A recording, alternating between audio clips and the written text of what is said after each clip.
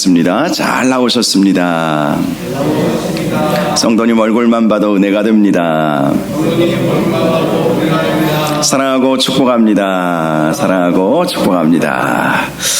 이사야의 예언 39번째 시간입니다. 이사야서 39장 말씀 함께 나누겠습니다. 히스기야의 교만과 징계라는 제목의 말씀입니다.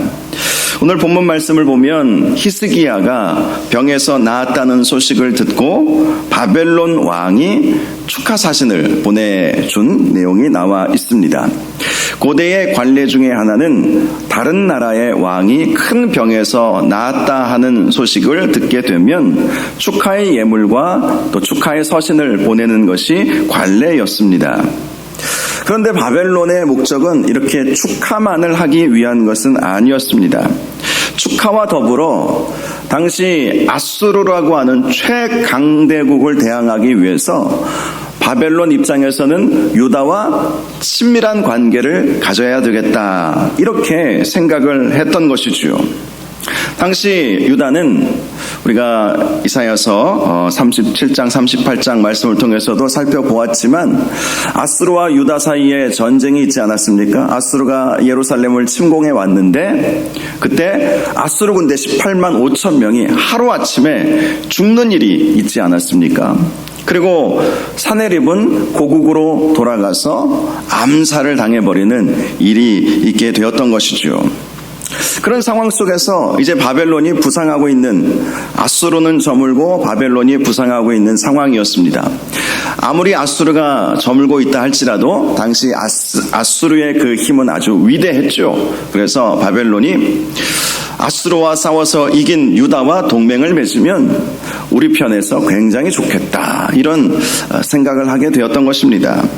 특별히 유다에 사신을 보냈던 바벨론 왕의 이름이 무로닥 발라단이라고 나와 있습니다. 이 무로닥 발라단은 아수르 왕에 의해서 한번 폐위당한 일이 있었습니다. 역사를 보면 한번 폐위를 당했다고 해요. 그러다가 이대로는 자기가 물러설 수 없다 해서 수단과 방법을 가리지 않고, 어떤 수단과 방법이었는지는 잘 알 수 없지만 재집권을 하게 되었습니다. 그러니 이 무로닥 발라단 입장에서는 아수르는 계속해서 경계의 대상이 될 수밖에 없었던 것이죠. 자기를 폐위시켰던 왕이 바로 사네립이었거든요. 근데 사네립은 이제 죽었습니다. 사네립에 이어서 다음 아들이 이제 왕이 되지 않았습니까?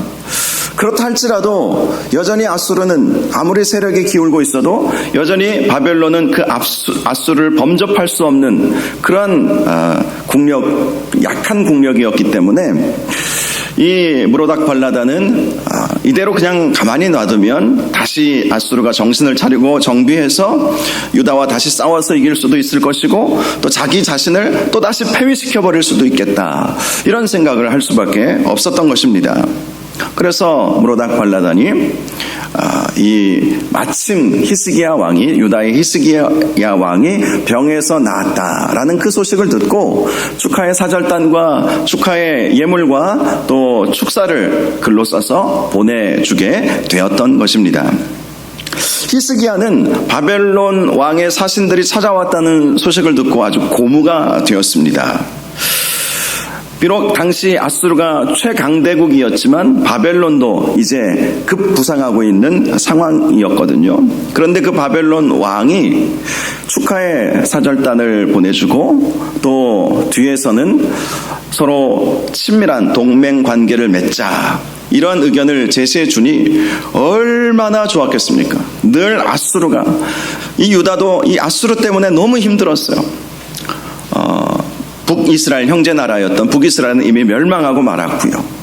그리고 유다도 호시탐탐 아수르가 계속해서 끊임없이 노리고 있었기 때문에 이 위기를 벗어나고자 하는 그 마음이 히스기야에게 계속 있었던 것이죠. 그런 상황 속에서 바벨론 왕의 사신들이 축하의 예물과 함께 뒤에서는 이제 서로 동맹 관계를 맺자, 드러내놓고 할 수는 없었어요. 왜냐하면 그것이 빌미가 되면 아수르가 여전히 힘이 있기 때문에 유다도 큰 문제가 생기고 아수르에게 의해서 또 바벨론도 마찬가지죠. 바벨론도 큰 문제가 생길 수 있었기 때문에 이 뒤에서는 서로 밀약하지 않았을까 그런 생각도 해볼 수가 있습니다. 자, 히스기야 입장에서는 천군만마를 얻은 것과도 같은 마음이 들었죠. 그래서 그는 이 바벨론의 사신들에게 유다의 모든 것을 다 보여주자 이런 생각을 하게 되었던 것입니다. 그래서 말씀을 보면 유다에 있는 모든 재물 창고와 무기고 이런 것들을 다 보여줍니다. 우리는 이런 나라요. 이만큼 우리는 힘이 있는 나라요.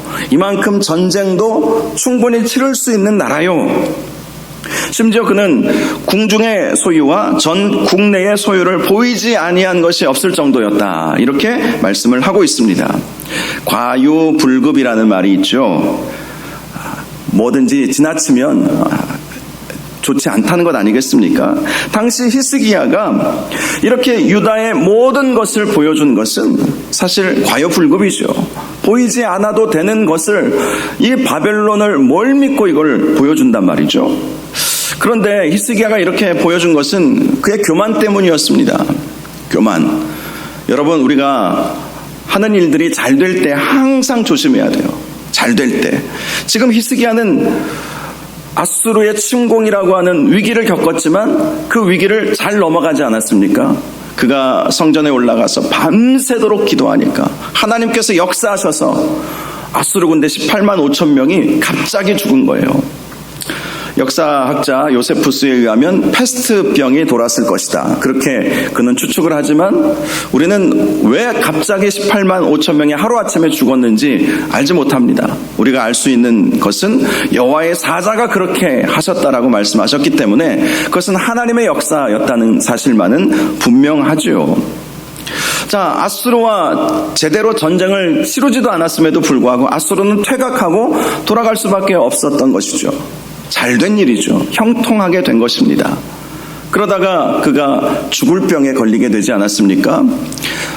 피부에 무화과 나무의 열매를 이렇게 붙이면 병이 낫는다라고 했기 때문에 아주 큰 피부병, 고칠 수 없는 피부병이든지 나병이든지 뭐 이런 병에 걸렸을 것으로 그렇게 보고 있습니다. 그가 자신이 죽을 병에 걸렸다라는 그 이사야 선지자의 말씀을 듣고 그가 했던 것은 벽에 얼굴을 대고 그리고 간절히 하나님 앞에 기도했다고 말씀하고 있지 않습니까? 벽을 향하여 그의 얼굴을 대고 기도했다는 것은 세상 다른 것 보지 않고 오직 하나님만 믿고 의지하며 기도했다는 것입니다. 하나님께서 또한 그 기도도 들어주셨어요. 그리고 15년의 생명을 연장받는 놀라운 은혜를 그가 힘입게 되었습니다. 죽을 병도 고침을 받은 거예요.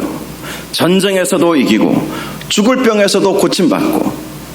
그러니 자연스럽게 인간에게 교만한 마음이 들어오는 것이죠. 히스기야도 그 교만한 마음 때문에 바벨론이 나중에 자신들의 위협의 대상이 될 것이라는 생각을 전혀 하지 못하고 아수르와 대항하기 위해서 바벨론의 힘을 좀 얻어야 되겠다. 이렇게만 생각을 한 것이고 보여준다 할지라도 바벨론은 당시 그렇게 국력이 강하지는 않았거든요. 이제 막 부상하고는 있었지만 아직까지 아수르를 범접할 수는 없었고 여전히 아수르가 바벨론을 속국으로 삼고 짓누르고 있는 그런 상황이었던 것이죠. 그래서 바벨론에게 모든 것을 다 보여준들 큰 문제가 되지 않을 것이다. 히스기야는 그렇게 생각을 한 것입니다. 그래서 무기고도 다 보여주고 창고에 있는 보물들도 다 보여주고 그리고 궁중에 있는 모든 보물들도 다 보여준 것이죠. 우리 유다의 국력은 이만하다. 그 유다의 국력을 보여주고 싶어 한 것은 자기 자신을 드러내고 싶었던 것이겠죠. 내 힘은 이렇게 굳건하다. 이것을 지금 보여주었다라는 것입니다. 교만 때문에 그렇게 되었다라는 것이 오늘 말씀에서 우리에게 알려주고 있는 것입니다. 그때 하나님께서 이사야 선지자를 히스기야에게 보내시죠. 그리고 이사야 선지자를 통해서 히스기야에게 책망의 말씀을 전하게 하셨습니다. 3절을 보면 히스기야에게 이사야가 묻습니다. 그 사람들이 무슨 말을 하였으며 어디에서 왕에게 왔나이까? 왕은 말합니다. 그들이 원방 곧 바벨론에서 내게 왔나이다. 이사야는 또 묻죠. 그들이 왕의 궁전에서 무엇을 보았나이까? 왕은 다시 말합니다. 그들이 내 궁전에 있는 것을 다 보았나이다. 내 창고에 있는 것으로 보이지 아니한 보물이 하나도 없나이다.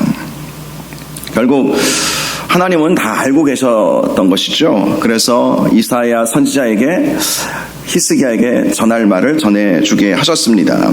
6절 이하의 말씀을 보면 하나님께서 히스기야에게 전해주시는 히스기야의 그 교만한 모습을 보면서 전해주셨던 두 가지 내용이 나와 있습니다. 첫 번째는 네가 그렇게 자랑하던 너의 그 보물들, 그 모든 존귀한 것들이 바벨론으로 옮겨지게 될 것이다. 이 말씀을 하신 거예요. 6절을 보면 이렇게 말씀하죠. 보라, 날이 이르리니 지금은 당장 아닐지라도 언젠가 내 집에 있는 모든 소유와 조상들이 오늘까지 쌓아둔 것이 모두 바벨론으로 옮긴 바 되고 남을 것이 없으리라. 여호와의 말이니라. 바벨론으로 옮긴 바 된다는 것은 여러 가지 의미를 가지고 있습니다. 유다가 바벨론의 속국이 될 것이다. 그리고 나중에는 침공을 당해서 모든 것을 다 빼앗겨 버리게 될 것이다. 이런 말씀을 해 주셨던 것입니다. 이 예언은 그대로 이루어졌죠. 히스기야 이후에 므낫세가 집권을 하고 그 므낫세 이후에 이제 왕들이 이렇게 세워지면서 계속해서 아수르는 이제 국력을 잃고 바벨론이 부상을 하면서 바벨론에 의해서 유다는 계속해서 시달림을 당해요.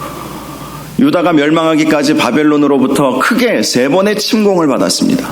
그리고 그 3번의 침공을 받는 도중에 많은 것들을 다 빼앗겨 버릴 수밖에 없었고 또 막대한 양의 조공을 바칠 수밖에 없게 되었던 것이죠. 이것이 누구 때문이었습니까? 히스기야 때문이었다. 이렇게 오늘 말씀이 우리에게 말씀해 주고 있는 거예요. 우리는 히스기야 하면 선한 왕, 또 기적을 경험한 왕, 하나님께서 특별히 사랑하신 왕으로 그렇게 생각을 하죠. 그의 죽을 병에서 고침을 받고 15년 생명을 연장받기 전까지는 그랬습니다. 그런데 15년 생명 연장을 받은 이후에 그는 급속도로 무너지고 말았던 것을 성경이 우리에게 가감없이 그대로 보여주고 있는 것입니다. 두 번째 징계는 히스기야의 자손들이 바벨론으로 사로잡혀 갈 것이다. 특별히 사로잡혀만 가는 것이 아니라 히스기야의 자손들은 왕족이잖아요. 왕족 귀족입니다. 그런데 바벨론의 환관이 될 것이다. 신하가 된다는 것이죠. 속국이 될 뿐만 아니라 끌려가서 신하가 될 것이라고 말씀을 하시는 것입니다. 히스기야의 아들 므낫세도 바벨론에 끌려간 일이 있었어요. 물론 그때 끌려간 것은 바벨론이 므낫세를 잡아다가 포로로 삼은 것은 아니었습니다. 므낫세 시대까지만 해도 아수르가 아주 강했기 때문에 또다시 유다를 침공해 왔거든요. 아수르가. 그리고 므낫세를 사로잡았습니다. 사로잡아다가 바벨론에 포로로 끌고 갔어요. 당시 바벨론은 여전히 아수르의 속국의 지위에 있었기 때문에 바벨론으로 끌려갔다는 것은 아수르에 의해서 끌려갔다는 것이죠. 그 이후에 바벨론이 이제 급부상을 하고 아수르는 몰락하죠. 그리고 바벨론은 계속해서 유다를 침공하게 됩니다. 그러면서 3번의 침공, 끝에 2번째 침공에 이 아주 유명한 다니엘이라고 하는, 다니엘이 왕족 출신 아닙니까?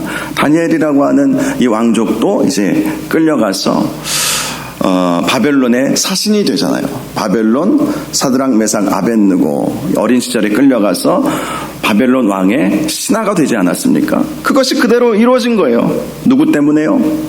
히스기야 때문에.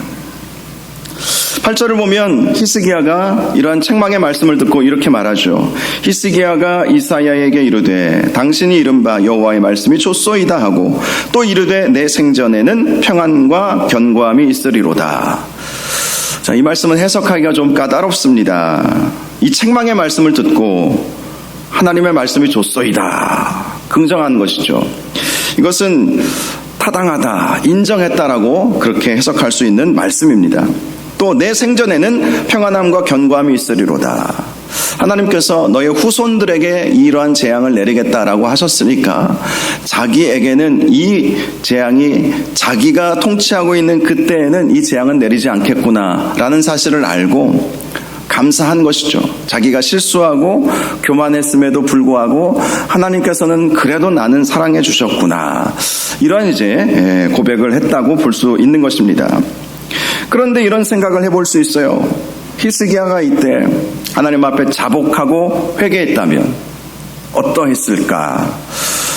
하나님은 그동안 히스기야에게 어떻게 하셨는지를 보면, 만약에 이때 히스기야가 하나님 용서해 주옵소서, 전적으로 제 잘못입니다, 제가 너무나도 부족했습니다, 너무 교만했습니다, 하나님께 묻지도 않고 내 생각대로 바벨론에게는 다 보여줘도 된다고 착각했습니다, 하나님 말씀대로 하지 않았습니다, 용서하여 주옵소서, 그렇게 기도했다면 하나님은 여전히 히스기야를 향한 하나님의 그 마음은 뜻을 늘 돌이켜 주셨거든요. 그의 생명이 15년 연장받은 것도 이사야에게 이미 말씀하셨어요. 너는 이제 죽으리라. 그런데 히스기야가 간절히 하나님 앞에 기도하니까 그러면 15년 연장해 줄게, 이렇게 말씀해 주셨거든요. 그러니 히스기야에게 있어서는 하나님은 늘 또 뜻을 돌이켜 주시는 하나님이셨어요. 하나님이 한번 말씀하셨다면 그것이 히스기야 입장에서 너무 불행한 일이고 그것이 너무 안타까운 마음을 가지게 되면 하나님 앞에 간절히 기도했을 때 하나님은 계속해서 히스기야의 말을 들어주셨거든요. 세상에 이런 삶이 어디 있겠습니까? 얼마나 감사한 삶이겠습니까? 그런데 지금 자기 때에 이 일이 일어나지 않는다고 해서 기도하지 않아요. 주여, 처분대로 받겠습니다, 이거예요. 지금 주님께서 말씀하셨으니까 그 처분대로 제가 순종해야지 별 수 있겠습니까? 이렇게 생각을 했다는 것입니다. 그런데 그것 역시 교만인 것이죠. 물론 하나님께서 우리에게 말씀하시면 하나님은 그 말씀 그대로 이루십니다. 하나님은 하나님의 뜻을 하나님의 방법대로 하나님의 때에 이루어 가십니다. 그렇다고 해서 우리가 아무 일도 안 할 수는 없는 것이거든요. 아무 일도 안 하는 것이 오히려 더 문제이죠. 이렇게 생각해 보시면 어떨까요? 하나님은 역사를 주관하시고 하나님은 하나님 마음대로 하시니까 하나님 마음대로 하십시오. 저는 기도하지 않아도 결국은 하나님이 원하시면 하나님 원하는 대로 되는 거 아닙니까? 그렇게 생각하는 것이 잘못된 신앙관이죠. 우리가 기도하든 기도하지 않든 하나님은 하나님의 뜻을 이루실 거예요. 그것은 변함없는 사실입니다. 그러나 그럼에도 불구하고 하나님은 우리에게 기도하게 하시죠. 하나님은 하나님의 뜻대로 하지만 기도하게 하시는 거예요. 예수님도 겟세마네 동산에서 땀방울이 핏방울이 되실 정도로 간절히 기도한 그 본을 우리에게 보여주지 않으셨습니까? 예수님이 앞으로 자신이 십자가에 달려 죽어야 한다는 그 하나님의 뜻을 몰랐기 때문에 그렇게 기도한 건 아니었습니다. 다 알고 계셨어요. 결국은 하나님의 뜻대로 이루어질 것이다. 그럼에도 불구하고 알고 계셨지만 정말 처절히 하나님 앞에 눈물로 호소하고 기도하지 않았습니까? 그런 모습이 우리에게 있어야 한다는 거예요. 그런 모습이 없다면 히스기야의 모습과 똑같다는 것이죠. 결국은 하나님께서 하나님 말씀하신 대로 될 거니까 좋소이다. 내 때에는 이러한 재앙이 내리지 않아서 평안함과 그러한 모습이 있기 때문에 오히려 감사합니다. 이것은 진짜 히스기야가 이런 사람으로 어떻게 이렇게 변하게 되었을까? 15년 생명 연장 받았을 때 그의 모습은 안 그랬거든요. 간절히 기도하면서 살려달라고 고쳐달라고 그렇게 기도하지 않았어요. 그런데 지금 이때 이 상황 속에서는 그런 모습이 다 사라져버리는 히스기야의 모습을 보게 되는 것이죠. 저는 이 말씀을 보면서 히스기야가 하나님의 은혜로 15년 생명을 연장받았지만 그것이 그에게 좋은 것은 아니었구나라는 사실을 발견하게 됩니다. 15년 그 기간 동안에 그는 아주 교만해졌어요. 그리고 그 교만한 그 모습을 아들 므낫세가 보죠. 아들 므낫세가 히스기야가 15년 만에 이제 죽고 12세가 되었을 때 왕이 됩니다. 그러니 이 므낫세가 언제 태어났는지는 잘 아시겠죠? 15 빼기 2 하면 12 하면 히스기야가 15년 생명의 연장을 받고 3년 차 되던 해에 므낫세가 태어난 거예요. 그리고 15년 연장 받았을 때 므낫세는 아주 최고의 히스기야는 최고의 교만한 모습을 보이게 되었던 것이죠. 그러니 므낫세가 태어나서 본 아버지의 모습은 기도하지 않는 아버지, 교만한 모습을 가졌던 아버지, 그런 모습을 보면서 므낫세가 뭘 배우고 자랄 수 있었겠습니까? 여러분, 이 므낫세는요, 유다 역사상 므낫세가 40년을 집권을 했거든요. 유다 역사상 가장 악한 왕이 므낫세예요. 북이스라엘의 역사상 가장 악한 왕은 아합이죠. 아합과 이세벨. 남유다 역사상 가장 악한 왕은 므낫세였습니다. 그 므낫세가 아버지는 종교개혁을 일으키고 산당을 허물고 아세라 목상을 불로 태워버리고 바알 제단을 다 헐어버리는, 그리고 유월절을 회복해서 성회로 모이게 하고 온 백성이 하나님의 말씀을 듣고 예배하는 큰 집회를 열게 했는데, 므낫세는 왕이 된 다음에 다 과거로 회귀시켜버렸어요. 다시 산당을 짓고 바알 제단을 세우고 아세라 목상을 세우고 유월절 절기 안 지키고 그렇게 되어버린 거예요. 이 므낫세가 히스기야가 생명 연장 받은 그 해 중간에 태어났다는 것, 이걸 우리가 어떻게 설명을 해야 하겠습니까? 그래서 히스기야가 15년 생명 연장 받은 것이 결과적으로 보면 안 좋았다는 거예요. 그런데 만약에 그가 교만하지 않고 정말 더 간절히 겸손한 모습으로 하나님께서 나에게 연장시켜 주신 이 생명 다하는 날까지 주님을 위해 살리라, 이렇게 다짐하고 살았다면 저는 15년이 아니라 그의 생명은 더 연장이 되었을 거라고 믿습니다.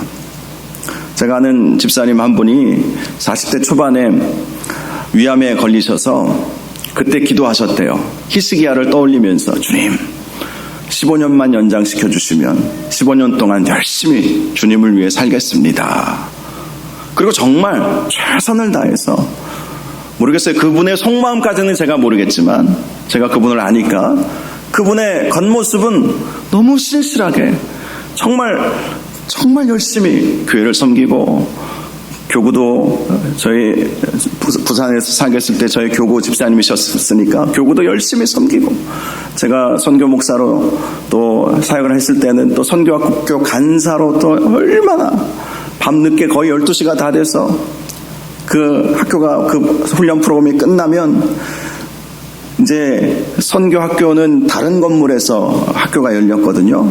그리고 이제 그 학교 중간에 뭐 간식도 나눠주고 그러면은 쓰레기들이 많이 나오잖아요. 학생들이 100명 이상 이렇게 수업을 듣고 훈련을 받았으니까 몇 시간 동안 훈련 받으면 쓰레기도 많이 나오거든요. 그러면 쓰레기 보따리 이렇게 막 나르고 그러면서 본당까지 그걸 또 가지고 가세요. 들고 그렇게 가시고 정말 신실하게 그렇게 섬기시는 분이셨어요. 이분이 40대 초반에 이제 암에 걸리고 위를 다 절제하시고, 네, 그런 얘기를 하시더라고요. 50대 중반 되니까 겁이 나더래요.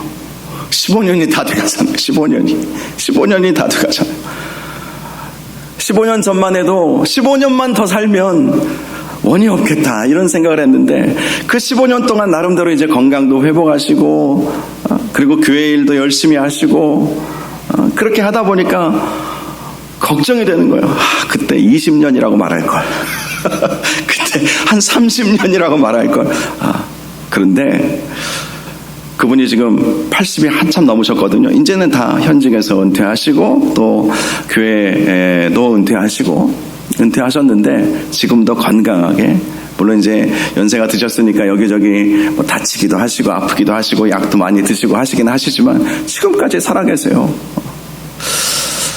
저는 그런 분들 참 많이 봐요. 우리가 어떤 큰 중병에 걸렸을 때 히스기야를 떠올리죠. 히스기야를 떠올리면서 히스기야처럼 15년만 더 살 수 있게 해주십시오. 그런데 15년을 어떻게 사느냐가 중요한 거예요. 어떻게 사느냐.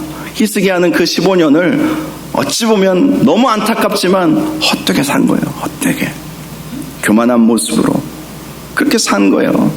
그러니 하나님께서 딱 15년만 준 거예요. 하나님이 약속에 신실하신 분이시니까 15년만 딱 주신 거예요. 너 더 이상 살면 안 되겠구나 이러면서 그냥 거기서 멈추신 것이죠. 그런 생각이 많이 들더라고요. 하나님이 15년 살게 해주시겠다고 하시면서 15년만 딱 하시는 분은 아니시거든요. 하나님은 항상 밀고 땡기시는 하나님이세요. 하나님은. 그래서 하나님의 어떤 결단을 내리셨다가도 우리가 정말 자복하고 회개하고 막 겸비하며, 여러분 이스라엘의 그 왕들, 이스라엘의 왕들이나 뭐 유다의 왕들도 다 마찬가지죠. 하나님께서 징계를 내리시겠다고 그렇게 하나님께서 말씀하시면 므낫세도 회개했거든요. 므낫세도, 이 악한 왕 므낫세도 회개하고 하나님이 그에게 선처를 베풀어 주셨던 그 기록들이 다 나와 있습니다. 그러므로 우리가 항상 우리 인생 가운데서 하나님께서 은혜 주셨을 때 더 겸손해져야 한다는 사실을 오늘 본문이 우리에게 말씀해 주고 있는 것입니다. 사랑하는 여러분, 우리의 인생을 정말 평생토록 주님을 섬기면서 겸손하게 그렇게 살아갈 수 있기를 바랍니다. 그러면 우리가 실수하고 넘어질지라도 우리 주님께서 긍휼을 베풀어 주시는 거예요. 결코 교만하면 안 되는 것입니다. 잘 될수록, 은혜 받을수록, 은혜가 임할수록 더 겸손하게, 그리고 우리가 실수해서 넘어졌다면 그때는 사생결단하고 주님 용서하여 주옵소서. 주님 왜 이러나 몰라요. 내가 왜 이런지 모르겠어요. 나도 나를 모르는데 주님이 나를 어떻게 하시겠습니까? 하나님 용서하여 주옵소서. 간절히 기도하면 하나님은 항상 선하신 하나님이시기 때문에 하나님의 선하심과 인자하심으로 우리와 함께해 주실 것입니다. 오늘 말씀을 통해서 우리의 삶이 평생토록 하나님 앞에 겸손하게 하시고 또 은혜 받을수록 더 주님을 잘 섬길 수 있도록 인도하여 주옵소서. 이러한 모습으로 살아가는 저와 여러분들 되시기를 주님의 이름으로 축원합니다. 기도하겠습니다. 거룩하시고 존귀하신 아버지 하나님, 히스기야가 주님의 은혜로 아수르와의 전쟁에서도 이기고 생명 15년 연장도 받았지만 그 15년 동안 그는 교만으로 인해서 무너지고 말았다는 사실을 우리가 보게 되었습니다. 하나님, 우리가 항상 경계해야 할 것이 바로 이 교만이라는 사실을 우리가 항상 깨달으며 살게 하여 주옵소서. 하나님, 우리가 잘 될 때에 더 교만하기 쉽고 또 우리가 어떤 질병에서 치유받을 때에도 교만하기 쉽습니다. 하나님, 그러나 우리가 평생토록 겸손하게 겸비하여서 우리가 실수하였을 때는 자복하고 회개하고 어떤 일이 잘 되었을지라도 내가 잘나서가 아니라 하나님께서 함께하여 주셨기 때문이라고 늘 믿고 주님만을 바라보며 겸손하게 살아갈 수 있도록 인도하여 주옵소서. 그래서 주님께서 우리에게 주신 이 생명을 귀하게 여기고 사나 죽으나 주님을 위해서, 주님의 영광을 위해서 우리가 쓰임받는 저희 모두가 될 수 있도록 인도하여 주옵소서. 예수님의 이름으로 기도하옵나이다. 아멘.